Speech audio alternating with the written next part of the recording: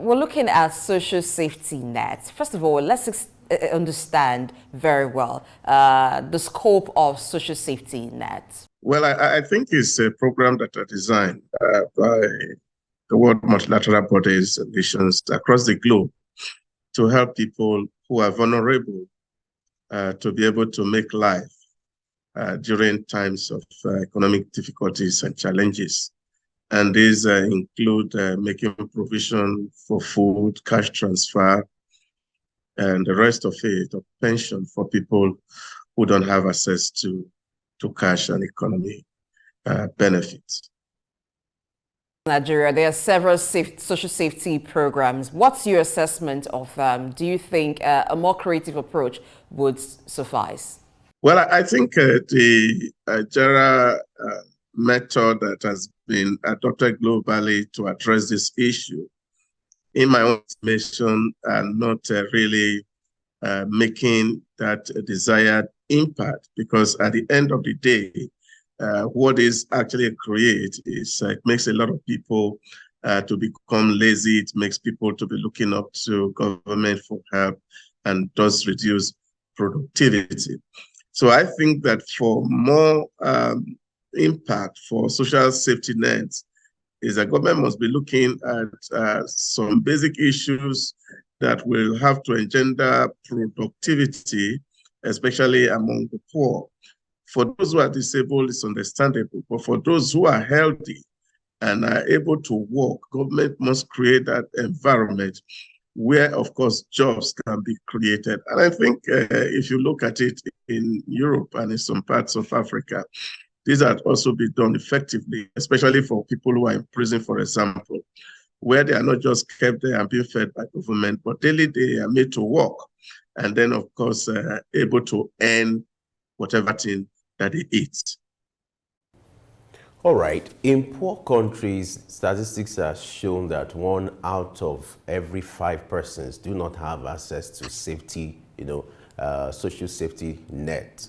Now, what does it suggest about a country like Nigeria, and what can be done better to ensure that this kind of programs achieve the purpose intended? Yeah. For me, I think the narrative about poverty, especially for a country like Nigeria, is something that is misplaced. A country that is so endowed and so blessed, both by nature and God. And then, of course, we are talking about poverty. Just yesterday, in our conversation at the conference going on here, one of the issues that came out was the fact that there are so much that we will need to do. Take, for example, in terms of maize alone in Nigeria, which, of course, you can throw the corn just by any side, and then it will begin to grow and produce fruit. We have a whole lot of gap. People want to buy maize from Nigeria, but number one, we don't have enough to sell, and therefore we cannot even export maize. And this is not something that requires so much of technology to do. Now, you also find that we have a lot of people coming to Nigeria and they want to buy cashew. Now, we don't even have enough to sell. And we have an arable land of about 65% of the cultivable land in Nigeria that has not been used. And yet, of course, we're talking about this issue. And I think the real challenge that we face is that the government must have to show people, teach them how to fish rather than giving them fish daily. That, for me, is what it is. How to fish rather than giving them fish. How would vocational and skills training program help? And how should it be patterned to ensure that it actually teaches people to fish and they're able to fish afterwards? One of the issues, too, that we raised here yesterday was the issue about NASENI, which is, of course, the government agency that does a lot of maintenance for government work. And I was actually advocating that, of course, that body should be made really or empowered by government to be able to certify people who are artisans and then train them to be able to do basic job. Take, for example, you want to get a good POP done, you have to look out for people from Togo or Benin Republic. You are looking for mechanic, and you are looking for people outside of your country, because those here are not able to do things. Of course, there's no standard. In the early 70s, in the 80s, you have people who were mechanics, and of course, they have to obtain a city and guild certification and they are trained to be able to provide this excellent service. These are the things that are lacking. We need to train and empower people nationally. Look at people to learn skills that can serve. You see, one of the issues really that has affected us as a people is the overemphasis on certification, that people have to use certificate to work. And I think that trend is changing globally, that people are not looking for who has a certificate, but people just look for those who can do work and do it well. And I think it is to that extent that we will need to be able to have a kind of structure in place that will help our people to learn skills and then, of course, to earn a living by it. And I think that even will do better than us. I saw a small video that was trending yesterday, and this was a school somewhere in Edo State that has no roof over itself. And of course, we are talking about school feeding program. How do you provide food for people who have no seat to sit down and even to learn very well? I think these are really issues that we need to contend with. How do we really equip schools and ensure that people have access to school? Obafemi Awolowo did this, and he did it effectively in the Western region then, making provision for free qualitative education for people within the region. And I think that's what government really need to do, and remove people away from poverty, because it's when you enlighten people that you can actually talk about conquering poverty. Look at the one peculiar to Nigeria now, or Nigerians, the issue of cash transfer of 25,000 to vulnerable families. Let's look at this program. We've been here before. Now, what do you think can be done differently this time around to ensure that this kind of program achieve the purpose intended? I mean, this time around, the minister is saying it's not going to be business as usual. So what can be done differently this time around? Yeah, but I think the route that the minister is taking is not different from what was done before. And that is, of course, giving money to people who really don't know what to do with it. I don't know how, given the level of inflation today, how 25,000 will be able to really sustain a family. You are giving them 25,000 to do what? This is the real issue. And I think government could have done more than this. What for me should have been done is how to see people gather into cooperative and ensure that you give this money to them to get some machineries to do some farm work. Take, for example, planting rice, for example, take 3 months, and then, of course, harvest is here. Now, this will make more sense if government has invested in this agricultural hub and putting this money in here, that people access it, and then they can make farm, and then they can feed themselves for life, not really transferring money to families that after 3 or 4 days, then, of course, they go back hungry and looking for another transfer. Okay, Femi talked about short and long-term plans when it comes to providing social safety net. This is a short-term plan.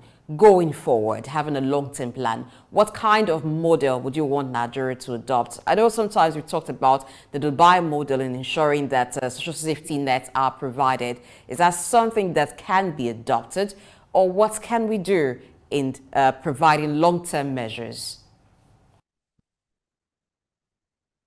Yeah, but those who are terribly vulnerable, maybe not able to work and the rest of it, government can also ensure that, for example, we make insurance available for some certain people, maybe for health and the rest of it.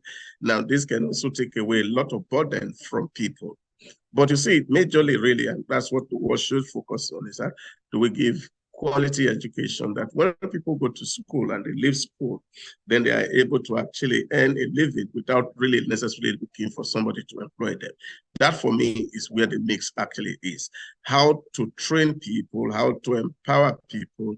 There is a whole lot that is opportunity that lurks around in our environment that we have not explored. And this is what I am emphasizing, that let's look at the environment and see how we can encourage people to see this opportunity and take advantage of them and make a better living out of it.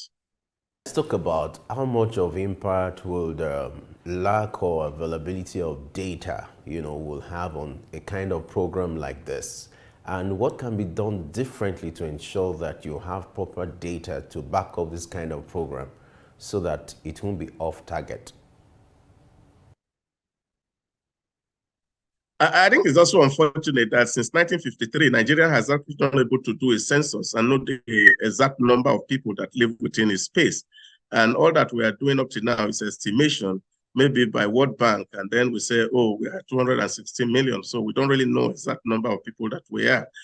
We embarked on an ID card scheme twice. In 2006, the Obasanjo regime attempted it, it failed. In 2013, 2012, 2013, we also tried another one during the Jonathan regime. And up till now, not up to 100 million people are enrolled in that scheme, which of course is not a success story at all. And these are the real issues that confront us. India has been able to overcome these kind of issues by really able to identify a citizen, 1.3 billion people. And then, of course, it cost them just $1 billion US to do this in 8 years. And therefore, they know those who are actually crucially poor. And then, of course, all the kind of subsidy that government is giving, they can transfer it straight to the 300 poor Indians who lives in the rural area. And this is what government really need to do. But once you don't have data to be able to establish the number of people who are really poor, you find that most of these things that we do is only people who have information that we do the registration. And most of the time, it's also done along party line. So it's a kind of patronage that really is not sustainable in the longer run.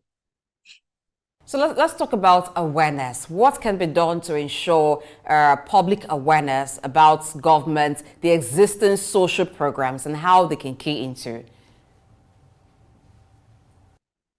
Yeah, but that's the point I'm making. You see, there's no level of awareness you're going to talk about. You are still having people not having access to energy. People don't have lights in their neighborhood, so they cannot listen to television. Even the money of creating that awareness is huge. What for me is doable is the fact that let's see how to even identify ourselves and know those who are poor and do a comprehensive census of the entire country. The last effort, a lot of resources was put into it. They've done the demarcations, and then, of course, now to just go to the field and do the counting, government put a hold to it. But I think that needs to be done. It's only when you are able to actually identify people where they are, and then, of course, create an account for them, and then you will be able to tie this social scheme to this account of the real vulnerable people. And so if we don't do that, you see people who are working are also registering, because you create a portal that the people who are in the locals don't even know how to access. And then, of course, you say you are registering people. I think for me, it would be much more effective if it is taken from the database or the national database that's comprehensive.